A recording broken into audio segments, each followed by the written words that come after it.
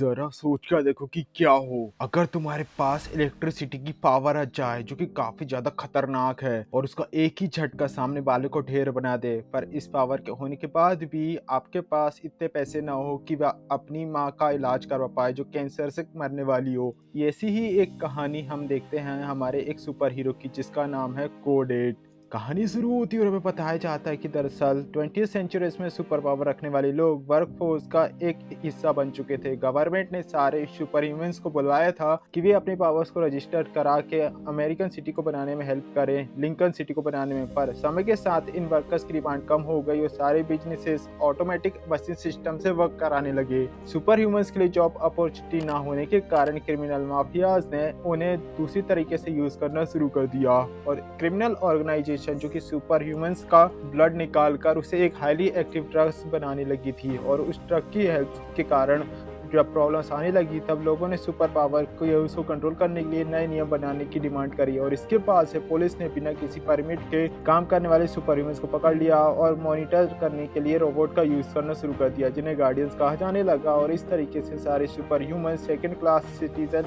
Category में आने लगे थे। फिर हमें दिखाया जाता है रीड को। रीड जिसके पास इलेक्ट्रिक एबिलिटी थी, कॉर्नर कंस्ट्रक्शन साइट में टेम्परेरी जॉब के साथ परमानेंट जॉब के लिए अप्लाई कर रहा था और एक जॉब इंटरव्यू के बाद वह कंस्ट्रक्शन साइट में काम ढूंढने के लिए जाता है जहां पर फोरमैन उसे आधे दिन का काम देता है। पर अचानक से वहां पे पुलिस आ जाती है। दरअसल ये चेक करने के लिए आई हुई थी कि कोई सुपर पावर का यूज तो नहीं कर रहा। वे सारे वर्कर्स को आसमान की तरफ देखने के लिए कहते हैं ताकि ड्रोन उन्हें डिटेक्ट कर सके और इन्वेस्टिगेशन से पुलिस को ये बात पता चलती की है कि उनमें से एक वर्कर के अगेंस्ट अरेस्ट वारंट है। पर जब ये लोग उसे अरेस्ट करने की कोशिश कर रहे हैं, जब अपने हाथ से आग उकाल कर वर्कर भागने की कोशिश करता है पर ड्रोन में से गार्डियंस रोबोट निकल कर उसी की जान ले लेते हैं। वहीं दूसरी तरफ लिंकन सिटी में पुलिस सुपर ह्यूमन के अपार्टमेंट में रेड करती है। गार्डियन रोबोट दरवाजा ओपन कर लेते हैं पर सुपर ह्यूमन प्रोन उसे डिस्क से डिसेबल कर देता है और फिर प्रोन वहां से भाग पाता कि ऑफिसर पार्क उसे शूट करने का धमकी देता है। वहां पर सर्च करने पर उन्हें एक रूम मिलता है जिसमें दो सुपर पावर वाले लोग थे, उनका पानी चुराया जा रहा था और वहां पे ट्रक के कई सारे बैग मिलते हैं जो कि क्रिमिनल डॉन मार्कस के होते हैं। दूसरी तरफ कॉर्नर जो कि अपनी माँ मैरी से मिलने के लिए ग्रोसरी स्टोर जाता है, उसकी माँ यहाँ जॉब करती थी। उसका बॉस उसे डांट रहा होता है मैरी को क्योंकि उसने एक सॉस की बोतल को जमा दिया था और वो गिरकर टूट गई। मैरी के पास क्रायोकाइनेटिक एबिलिटी थी, वो अपने हाथों से आइस बना सकती थी पर अब क्योंकि ब्रेन ट्यूमर के कारण उसे अपनी एबिलिटी पर कोई भी कंट्रोल नहीं रहा। कॉर्नर को उसके बॉस पर गुस्सा आ रहा था पर इससे पहले कि वह उस पर अपनी पावर का यूज करता मैरी उसे लेकर वहां से चली जाती है। रास्ते में जाते समय मैरी कॉर्नर मैरी से कीमोथेरेपी करवाने के लिए कहता है पर ये काफी ज्यादा महंगा था।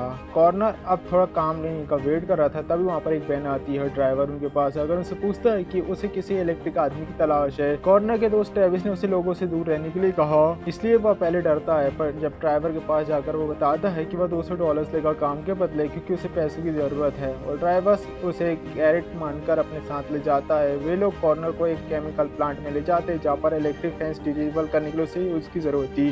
कॉर्नर ओवरलोड के जरिए ऐसा काम कर देता है। वहीं हीट एबिलिटी वाली लड़की मेडिलॉक को मेल्ट करके ओपन कर देती है और फिर वे लोग वैन को अंदर ले जाकर कैमली बैरल्स को लोड करना शुरू कर देते हैं। तब वहां पर एक गार्ड आ जाता है जो कि बैकअप गार्ड्स को बुलाता है पर गैरेट अपनी पावर के थ्रू उससे रेडियो ले लेता है और उसके बाद गार्ड उससे कहता है कि मैं किसी को कुछ नहीं बताऊंगा और फिर उनके जाने के बाद पुलिस को इस चोरी के बारे में बता दिया जाता है। अब वे लोग रेड वैन को ढूंढते हैं। कॉर्नर गैरेट से कहता है कि मेरे पैसे देकर मुझे जाने दो पर वो उससे कहता है कि काम अभी पूरा नहीं हुआ और दैनिक फिर वे लोग ब्रिज के नीचे रुक कर गैरेट अपने आदमी लोग को रेड शीट हटाने के लिए कहता है। वैन जिसका पेंट व्हाइट था और जब रोबोट उनकी वैन को देखते हैं और पुलिस उसे डिटेक्ट नहीं कर पाती क्योंकि कलर चेंज हो चुका था। गैरेट वैन को गैरेज में ले जाकर रोनाल्ड नाम के एक आदमी से कहता है कि हमें मार्कस के पास ले जाओ, जो हमें एक सीक्रेट पैसेज के थ्रू क्लब में ले जाया जाता है। क्लब में बीजली को हम देखते हैं जो कि उनसे बात करता है। वो मार्कस को एक हफ्ते का टाइम देता है और उससे कहता है कि अगर पेमेंट नहीं करी तो मेरी एसोसिएट कूपर हेड तुम्हारी जान ले लेगी। और उसके जाने के बाद गैरेट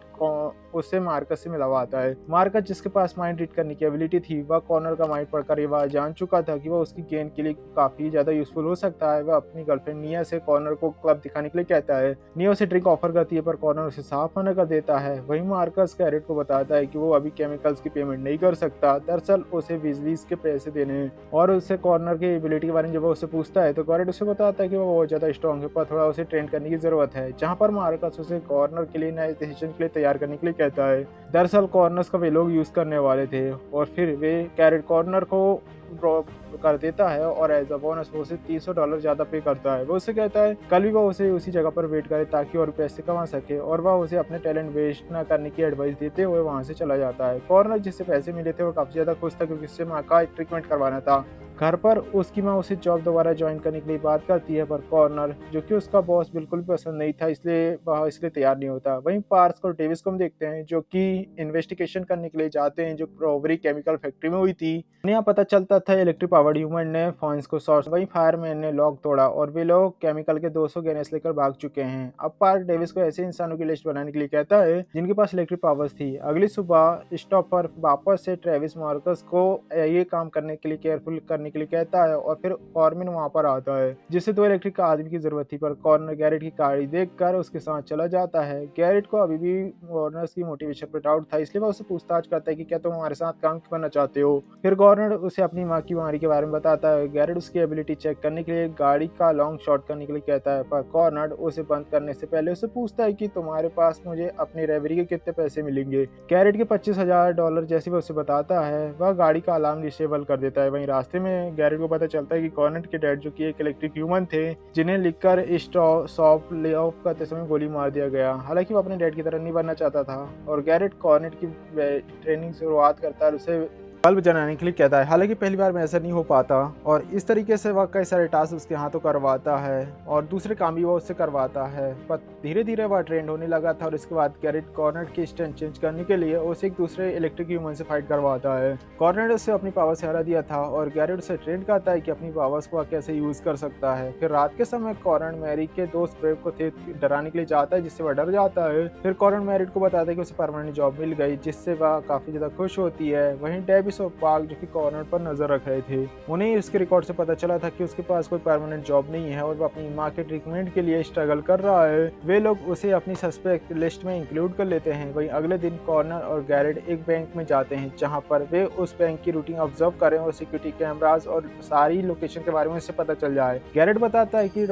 वे लोग उस वहां पर पहुंचते हैं। वे उससे कहते हैं ड्रोन पहुंचने 5 मिनट लगते हैं और 5 मिनट में रॉबरी करनी होगी। वहीं ग्रोसरी स्टोर में मैरिड उससे वही कॉर्नर सबसे पहले वहां के सर्किट को शॉर्ट कर देता है ताकि ऑटोमेटिक लॉक ना हो। फिर वह एक एम्प्लॉय से लॉकर खोलने के लिए कहते हैं, पर अंदर खोलने पर उन्हें अंदर पैसे नहीं मिलते और ये सब देखकर गैरेट गुस्से में आ चुका था और वह एम्प्लॉय से बताते कि दरअसल बैंक ने आज ही लॉकर को क्लियर किया था और बचा कुचा पैसा लेकर वे लोग वहां से भाग जाते हैं, पर बाहर ड्रोन पहले से उनका वेट कर रहे थे। कॉर्नर उन्हें अपनी पूरी पावर से मारकर क्रैश कर देता है और इसके बाद वे सारे लोग मिलकर मार्कस के पास जाकर उसे बताते कि केवल $50,000 ही उन्हें मिले हुए हैं। मार्कस ट्रस्ट की पेमेंट करने के बारे में सोच रहा था कि कॉपर हेड वहां पर पहुंचकर उसे शूट कर देती है और कॉर्नर ने उसकी गन को ब्लास्ट कर दिया था और इसके बाद राइनर उसे शूट कर मार देता है। वहीं कॉर्नर मिया के पास जाता है, वह उसकी जख्म को अपने पावर से हील कर देती है। मार्कस ने भी उसे अपने साथ इसलिए रखा था क्योंकि वह अपनी एबिलिटी के थ्रू उसे हील किया करती थी। घर पहुंचने पर मैरी कॉर्नर से ड्रॉप में रखे हुए काफी सारे पैसे के बारे में पूछती है। कॉर्नर उसे बताता है कि दरअसल ये उसने ओवर टाइम करके कमाए हुए हैं, पर मैरी उसे पूछती है कि मैं जान चुकी हूँ, दरअसल तो मुझे कोई जॉब नहीं मिली है। और कॉर्नर उसे एक्सप्लेन करने की कोशिश करते हुए क्राइम की दुनिया में आखिर क्यों गया कि तभी मैरी बेहोश होकर गिर जाती है। हॉस्पिटल में डॉक्टर बताते कि दरअसल उन्हें तुरंत सर्जरी करवानी होगी पर उसकी कॉस्ट बहुत ज्यादा है और बाहर निकलने पर पार्क और डेविस कॉर्नर का वेट कर रहे थे।